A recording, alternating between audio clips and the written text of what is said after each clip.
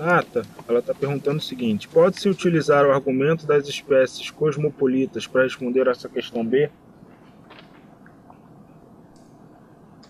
Pô, mas aí como é que você vai testar, Renata?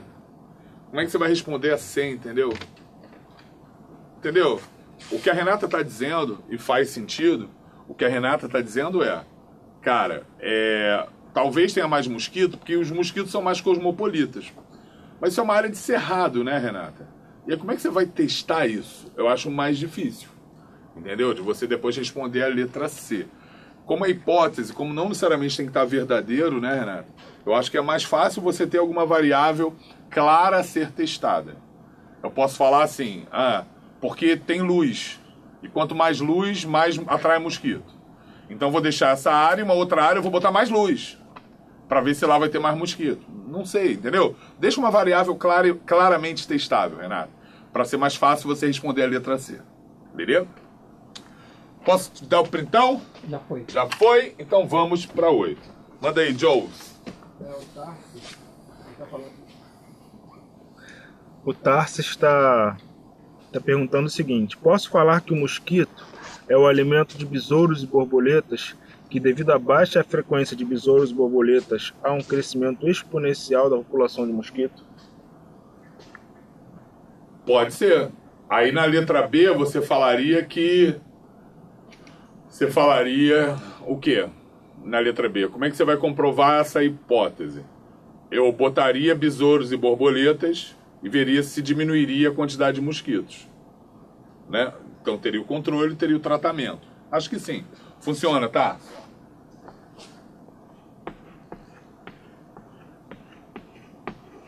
Bom, regular, a gente usa também o termo uniforme, tá?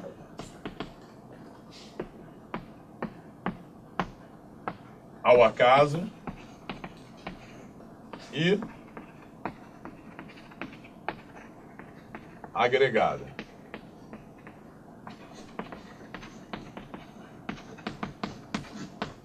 Espécies podem apresentar 3 diferentes tipos de distribuição espacial: regular, ao acaso e agregada.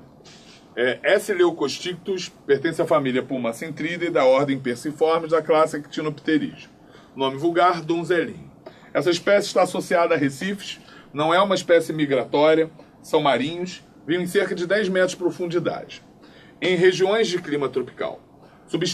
Distribui-se pelo Atlântico Ocidental, desde o norte do Golfo do México até o Brasil. O dorso é azulado, blá blá blá blá. O que é importante?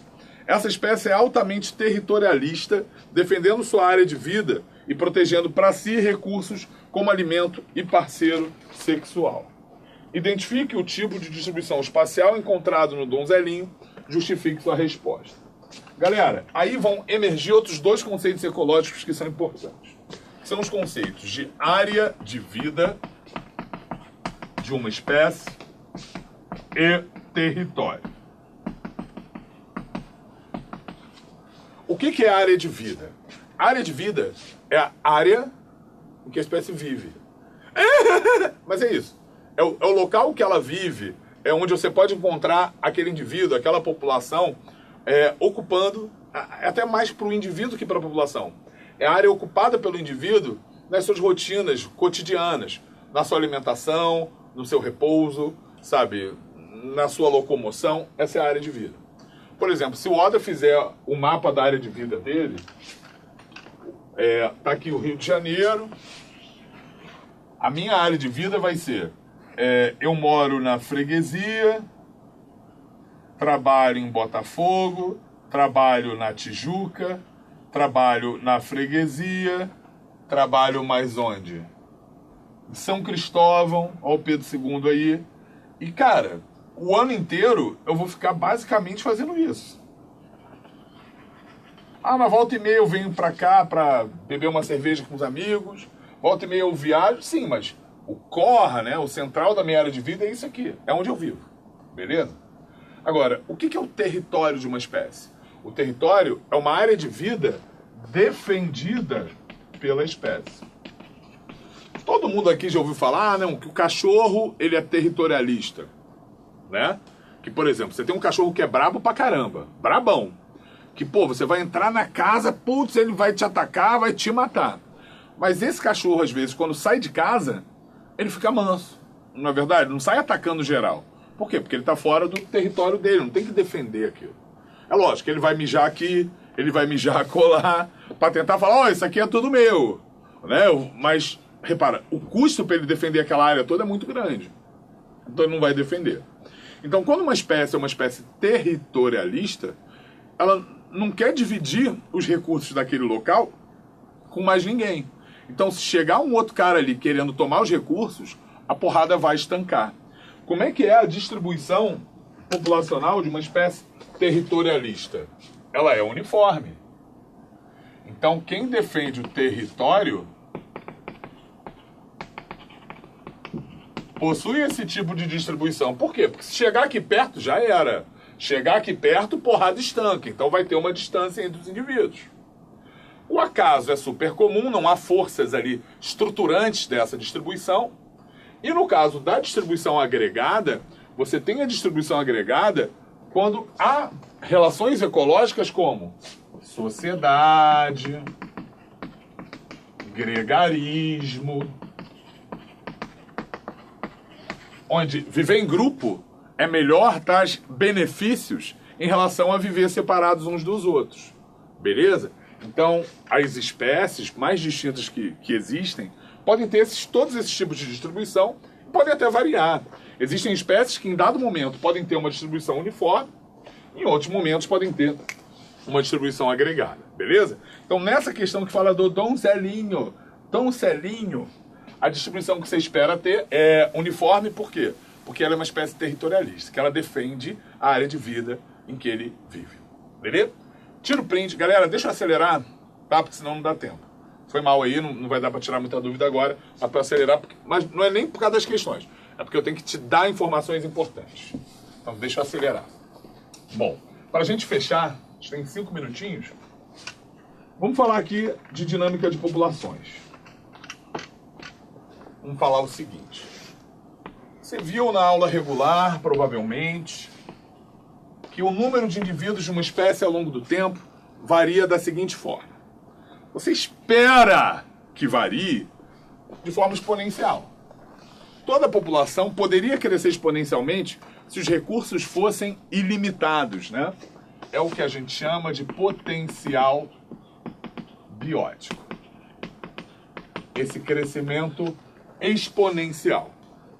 Mas viu que na prática esse crescimento é limitado. E a curva de crescimento real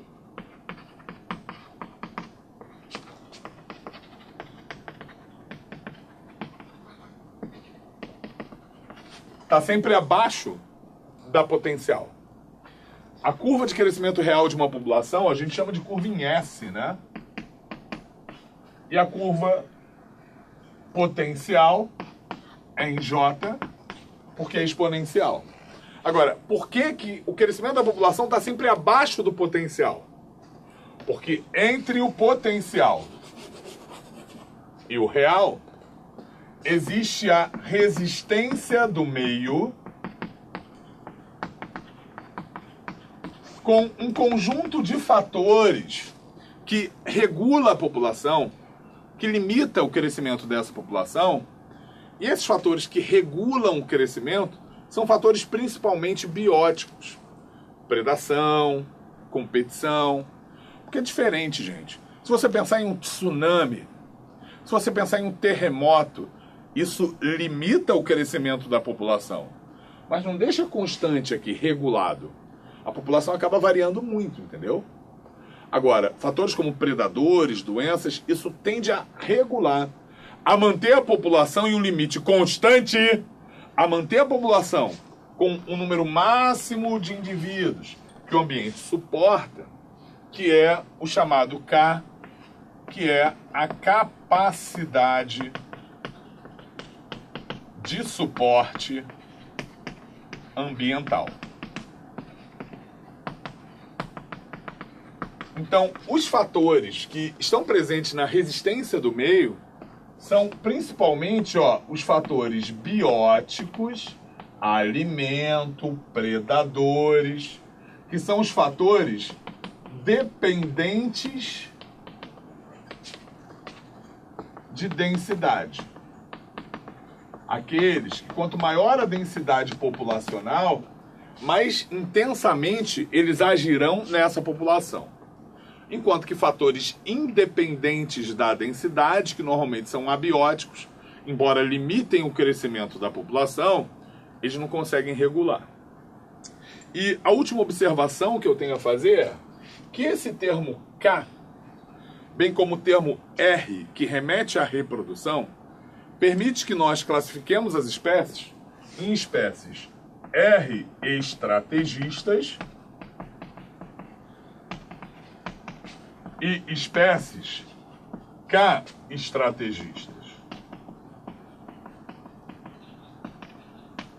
As espécies R estrategistas investem basicamente em reprodução. Já as espécies K estrategistas investem em competitividade, qualidade. Como assim? Uma espécie que tenha cuidado parental, que tenha poucos filhos de cada vez, que tenha uma baixa capacidade de dispersão, mas que a mortalidade infantil seja baixa, a mortalidade seja mais tardia, ela é mais K estrategista, ela quer qualidade, gente. Agora, aquela que tem um montão de filhotes, mortalidade infantil bizarra, mas aumenta a dispersão dos indivíduos. Observa, ela está investindo em quantidade de filhotes, não em competitividade, não em qualidade. Ela é estrategista. Isso é válido até para a planta. Pensa num capim que produz milhares de sementes e pensa um abacate que produz um caroço só, grandão, o fruto. O abacate é mais K estrategista, o capim é mais R estrategista. Pensa no salmão que tem 100 mil filhotes, gente. Pô, é mais R estrategista. Quando compara com o homem que é mais K estrategista. Então, são duas estratégias que dão certo, mas que vão determinar essas diferenças nas espécies que você analisa. Galera, infelizmente meu tempo já esgotou, né não, Carlinhos?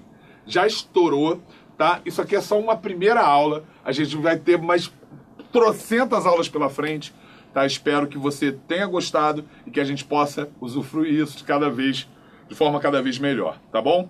Bom, eu acredito em você, espero que você acredite em mim. A gente se vê semana que vem. Abraço! Até mais!